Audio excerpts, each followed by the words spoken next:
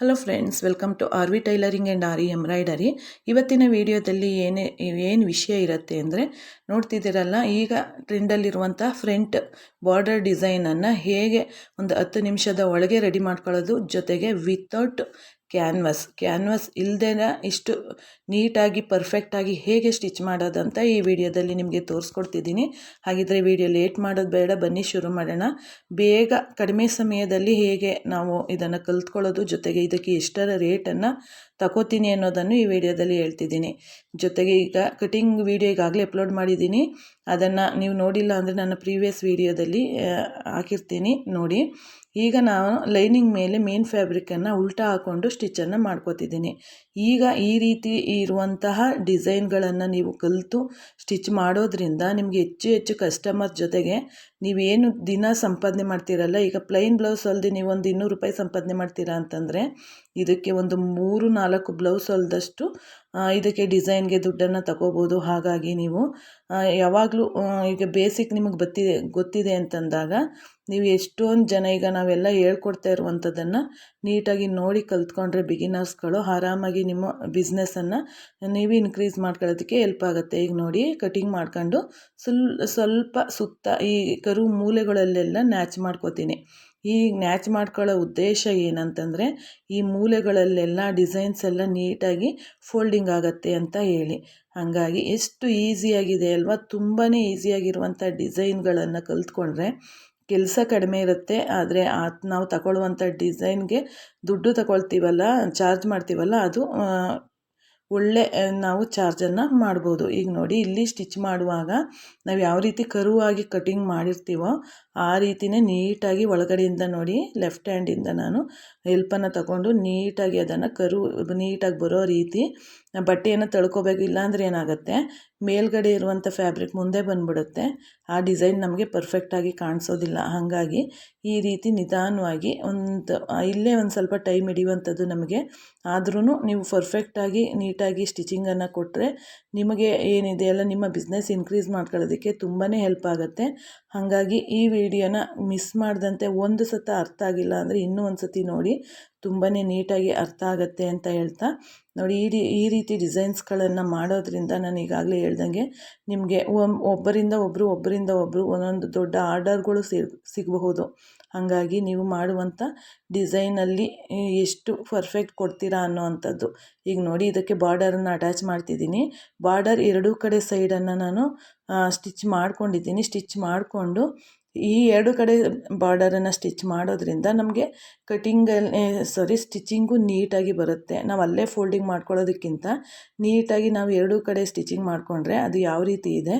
ಮತ್ತು ನಾನು ಕಟಿಂಗ್ ಮಾಡುವಾಗ ಅದನ್ನು ಬರೆದು ಎಲ್ಲಿವರೆಗೂ ಸೇರಬೇಕು ಅಂತ ನೀಟಾಗಿ ಒಂದು ಮಾರ್ಕನ್ನು ಮಾಡ್ಕೊಂಡಿದ್ದೆ. ಅಲ್ಲಿವರೆಗೂ ನಾವು ಮಾರ್ಕನ್ನು ಮಾಡೋದ್ರ ಒಳಗೂ ಸ್ಟಿಚ್ ಮಾಡ್ಕೋಬೇಕು. ಜೊತೆಗೆ ಡಾಟ್ಸ್ ಬರುತ್ತೆ ನೋಡಿ, ಕಪ್ಸ್ ಹತ್ರ ಡಾಟ್ಸ್ ಬರುತ್ತಲ್ಲ, ಆ ಡಾಟ್ಸ್ ಒಳಗಡೆಗೆ ಈ ಕೂಳೆ ಹೋಗಬೇಕು. ಆ ರೀತಿ ಅಷ್ಟು ಉದ್ದಕ್ಕೆ ನಾವು ನೀಟಾಗಿ ಬರ್ಕೋಬೇಕು. ಫಸ್ಟು ನನ್ನ ಯಾವುದು ಹೇಳಿ, ಇದ್ರ ಕಟಿಂಗ್ ವಿಡಿಯೋ ನೋಡಿದ್ರೆ ನಿಮ್ಗೆ ಅರ್ಥ ಆಗುತ್ತೆ. ಅದರಲ್ಲಿ ನೀಟಾಗಿ ಎಲ್ಲಿವರೆಗೂ ನಮಗೆ ಡಾಟ್ಸ್ ಬರುತ್ತೆ ಪಾಯಿಂಟ್ ಅಂತೇಳಿ ಎಲ್ಲನೂ ಮಾರ್ಕನ್ನು ಮಾಡ್ಕೊಂಡಿದ್ದೆ ನಾನು. ಅದಕ್ಕೋಸ್ಕರ ಅದೇ ರೀತಿಯೇ ಅಲ್ಲಿವರೆಗೂ ನಾನು ಸ್ಟಿಚ್ ಮಾಡಿ ಬಿಟ್ಕೊತೀನಿ. ಬಿಟ್ಟು ಆ ಕಡೆ ಸೈಡೂ ಅಷ್ಟೇ ಈ ರೀತಿ ಸ್ಟಿಚ್ ಮಾಡಿ ಬಿಟ್ಕೊತೀನಿ. ಇದರಲ್ಲಿ ಕೂಳೆ ಬರುತ್ತಲ್ಲ, ಅದು ನಮಗೆ ನೋಡಿ ಇಲ್ಲಿ ತೋರಿಸ್ತಿದ್ದೀನಿ. ಈ ರೀತಿ ಸ್ಟಿಚಿಂಗ್ ಮಾಡುವಾಗ ಅದು ಒಳಗಡೆ ಸೇರುತ್ತೆ, ಆಗ ನಮಗೆ ಪರ್ಫೆಕ್ಟಾಗಿರೋ ಫಿನಿಶಿಂಗು ಸಿಗುತ್ತೆ. ಈ ರೀತಿ ಒಳಗಡೆ ಸೇರ್ಕೊಳ್ಳುತ್ತೆ ನೋಡಿ. ಈ ರೀತಿ ಸೇರಿಕೊಂಡಾಗ ನಮಗೆ ನೀಟಾಗಿರುವಂಥ ಫ್ರಂಟ್ ನೆಕ್ಕಲ್ಲಿ ಬಾರ್ಡರ್ ಡಿಸೈನು ತುಂಬಾ ನೀಟಾಗಿ ಸಿಗತ್ತೆ. ಹಾಗಾಗಿ ನೋಡಿ, ಎಷ್ಟು ಈ ಪಾಯಿಂಟ್ ಏನಿದೆಯಲ್ಲ, ಈ ಪಾಯಿಂಟನ್ನು ಅಬ್ಸರ್ವ್ ಮಾಡ್ಕೊಳ್ಳಿ ನೀವು ನೀಟಾಗಿ, ಎಲ್ಲಿವರೆಗೂ ಅದು ಸೇರಬೇಕು ಅನ್ನುವಂಥದ್ದು. ಇದಕ್ಕೆ ಒಂದು ಐರನನ್ನು ಮಾಡಿಬಿಟ್ರಂತೂ ನೀಟಾಗಿ ಸ್ಟಿಫಾಗಿ ಕೂರುತ್ತೆ. ಎಕ್ಸ್ಟ್ರಾ ಬಂದಿರೋ ಬಟ್ಟೆಯನ್ನು ಕಟ್ ಮಾಡಿ ತೆಗೆದ್ರಾಯ್ತು. ಈ ಕಡೆಯೂ ಅಷ್ಟೇ ಸೇಮ್ ಮೆಥಡಲ್ಲಿ ನಾವು ಆ ಕಡೆ ಯಾವ ರೀತಿ ಸ್ಟಿಚ್ಚನ್ನು ಮಾಡ್ಕೊಂಡಿದ್ವಿ ಅದೇ ರೀತಿ ಇದಕ್ಕೂ ಮಾರ್ಕನ್ನು ಮಾಡ್ಕೋಬೇಕು. ಇದು ಡಾಟ್ಸ್ ಒಳಗಡೆ ಸೇರಬೇಕು ಕೂಳೆ ಬಂದು, ಆದರೆ ಎಕ್ಸ್ಟ್ರಾ ಪೀಸ್ ಬರುತ್ತೆ ನೋಡಿ, ಅದಷ್ಟು ನಮಗೆ ಡಾಟ್ಸ್ ಹಿಡಿತೀವಲ್ಲ ಚೆಸ್ಟ್ ಹತ್ರ, ಅಲ್ಲಿ ಬಂದು ಸೇರಬೇಕಾಗತ್ತೆ. ಹಾಗಾಗಿ ನೀಟಾಗಿ ನೋಡಿಕೊಂಡು ಸ್ಟಿಚ್ ಮಾಡ್ಕೊಂಡ್ರೆ ತುಂಬಾ ಈಸಿ ಇದೆ. ಡಿಸೈನು ತುಂಬ ಬೇಗನೆ ಸ್ಟಿಚ್ಚನ್ನು ಮಾಡ್ಕೋಬೋದು. ಇದೇ ರೀತಿ ಇದೇ ಬಾರ್ಡರನ್ನು ನಾವು ಈ ಫ್ರಂಟಲ್ಲೆಲ್ಲ ಬ್ಯಾಕಲ್ಲೂ ಕೊಟ್ಕೋಬೋದು. ಅದನ್ನು ಮುಂದಿನ ವೀಡಿಯೋದಲ್ಲಿ ತಿಳಿಸ್ಕೊಡ್ತೀನಿ ಯಾವ ರೀತಿ ಕೊಟ್ಕೊಳ್ಳೋದು ಅಂತೇಳಿ. ತುಂಬಾ ಡಿಸೈನ್ಸ್ಗಳಿದೆ, ನೀವು ಹೇಗೆ ಸಪೋರ್ಟ್ ಮಾಡ್ತೀರಾ ಆ ರೀತಿ ನಮ್ಮ ಏನು ಡಿಸೈನ್ಸ್ ಎಲ್ಲ ಮಾಡ್ತೀವ ನೋಡಿ ಅದನ್ನೆಲ್ಲ ತೋರಿಸೋದಕ್ಕೆ ಅನುಕೂಲ ಆಗುತ್ತೆ. ನೀವು ನಾವೇನು ಮಾಡ್ತಿದ್ದೀವಲ್ಲ ಕೆಲಸ ಅದಕ್ಕೆ ರೆಸ್ಪಾನ್ಸ್ ಮಾಡಿಲ್ಲ ಅಂದಾಗ ನಮಗೂ ಈ ಡಿಸೈನ್ಸ್ ಎಲ್ಲ ತೋರಿಸ್ಬೇಕು ಮಾಡಬೇಕು ಅಂತ ಅನ್ಸೋದಿಲ್ಲ. ಹಂಗಾಗಿ ನೀವು ಎಷ್ಟು ಸಪೋರ್ಟ್ ಮಾಡ್ತೀರಾ ಅಷ್ಟು ನಿಮಗೆ 3 ರೀತಿಯ ಬೆನಿಫಿಟ್ ಅಂತ ಹೇಳ್ಬೋದು. ನಾನು ಆರಿ ವರ್ಕ್ ಮಾಡೋದ್ರಿಂದ ಅದರ್ ಕ್ಲಾಸ್ಗಳಿರುತ್ತೆ, ಜೊತೆಗೆ ಕ್ರೋಸಾ ಕುಚ್ಚಾಗ್ಬೋದು, ಬೇಬಿ ಕುಚ್ಚಾಗ್ಬೋದು, ಅದ್ರ ಬಗ್ಗೆನೂ ತಿಳಿಸ್ಕೊಡ್ತಾ ಹೋಗ್ತೀನಿ. ಮತ್ತು ಕಟಿಂಗ್ ಟೈಲರಿಂಗಲ್ಲಿ ಯಾವುದೇ ರೀತಿ ನಿಮ್ಗೆ ಏನಾರು ಡೌಟ್ಸ್ ಇದ್ರೂ ಖಂಡಿತವಾಗ್ಲೂ ಕಮೆಂಟ್ ಬಾಕ್ಸಲ್ಲಿ ತಿಳಿಸಿ. ಈ 3 ರೀತಿಯ ನೀವು ಎಲ್ಲ ರೀತಿಯ ಡಿಸೈನ್ಸ್ ಆಗ್ಬೋದು, ಎಲ್ಲ ಕುಚ್ಚಾಗ್ಬೋದು, ವರ್ಕ್ ಆಗ್ಬೋದು, ಎಲ್ಲನೂ ಕಲಿಬೋದು ನಮ್ಮ ಚಾನಲಿಂದ ಅಂತ ಹೇಳ್ತಾ, ನಾನು ಈ ಬ್ಲೌಸ್ಗೆ ಚಾರ್ಜನ್ನು ಮಾಡುವಂಥದ್ದು 700 ರೂಪಾಯಿನ ಚಾರ್ಜ್ ಮಾಡ್ತೀನಿ. ಇದಕ್ಕೆ ನಿಮ್ಮ ಪ್ಲೇಸ್ ಡಿಪೆಂಡ್ಸ್, ಕೊನೆ ಒಂದು 500 ರೂಪಾಯಿನಾದರೂ ಚಾರ್ಜನ್ನು ಮಾಡಲೇಬೇಕು.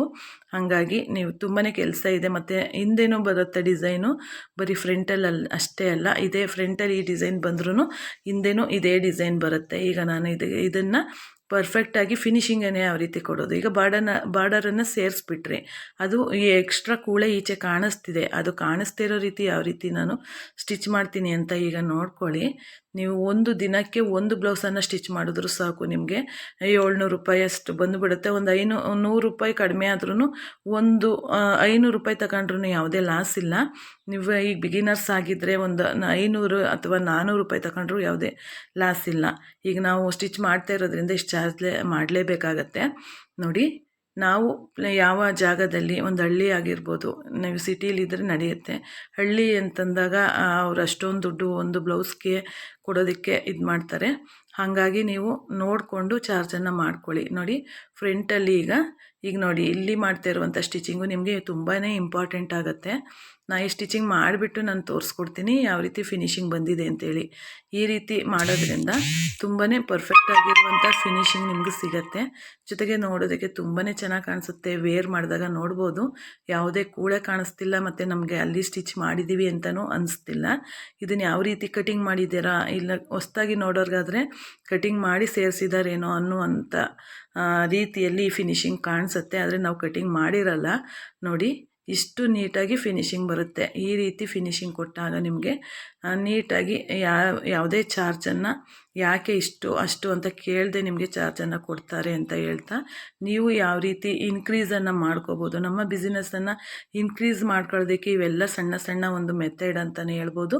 ಈ ಎಲ್ಲ ಟಿಪ್ಸ್ಗಳನ್ನು ನೀವು ಫಾಲೋ ಮಾಡ್ಕೊಂಡು ಬಂದರೆ ನಿಮ್ಮ ಬಿಸ್ನೆಸ್ ಇನ್ಕ್ರೀಸ್ ಆಗುತ್ತೆ, ನಿಮ್ಮ ತಿಂಗಳ ಸಂಪಾದನೆ ಹೆಚ್ಚಾಗುತ್ತೆ.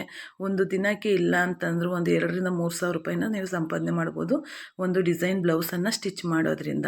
ಈಗ ನೋಡಿದ್ರಲ್ಲ ಪರ್ಫೆಕ್ಟಾಗಿ ಎಷ್ಟು ನೀಟಾಗಿ ಬಂದಿದೆ ಡಿಸೈನ್ ಅಂತ. ಯಾವ ರೀತಿ ಬಂದಿದೆ ಅಂತ ಕಮೆಂಟಲ್ಲಿ ತಿಳಿಸಿ.